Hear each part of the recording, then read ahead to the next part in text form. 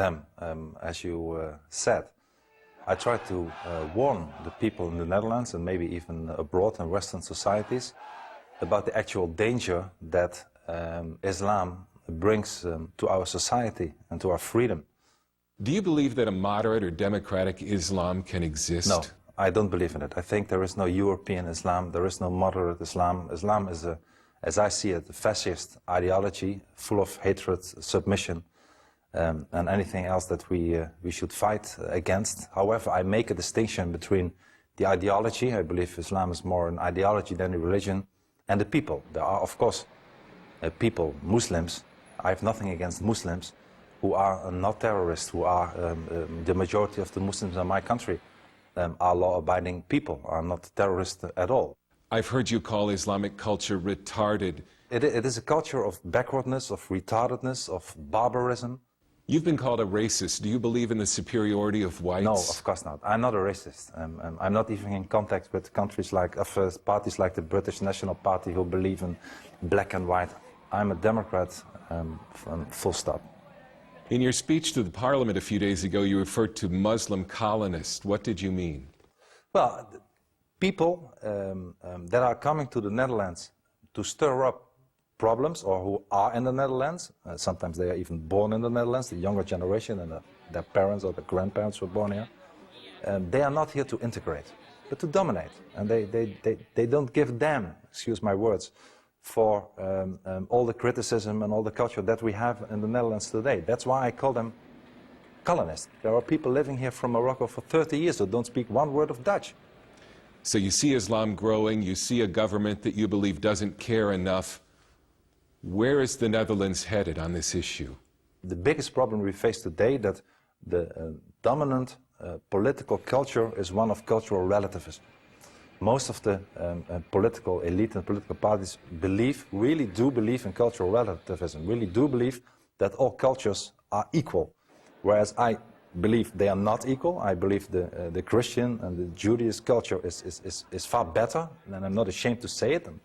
I'm not a racist to say that the Christian culture is a better one than the Islamic culture. There's an enormous gap between the political elite and the vox populi. And they see that our country is changing. They see in their streets, in their neighborhoods, in their cities, in their villages, they see that it's often not the Netherlands anymore. They feel that they live in little Morocco or little Turkey. We have an Islamic intifada today. I'm not exaggerating.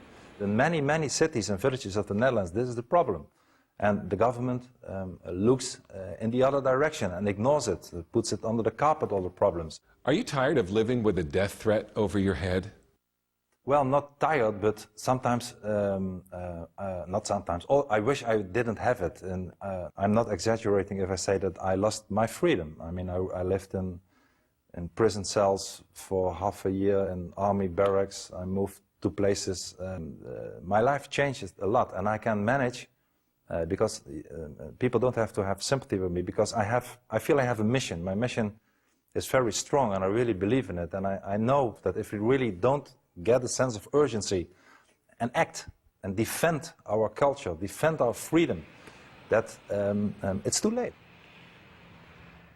I'm a very bold voice. I wish there were more who were speaking out and telling the truth. He's telling the truth. Interestingly enough, he's upholding the Judeo-Christian form of government and civilization, but he himself says he's a professing atheist. So it's however it is, but he says what's happening in his country is being swept under the rug by the leaders, and I think it's here the cultural elite don't want to hear somebody tell the truth.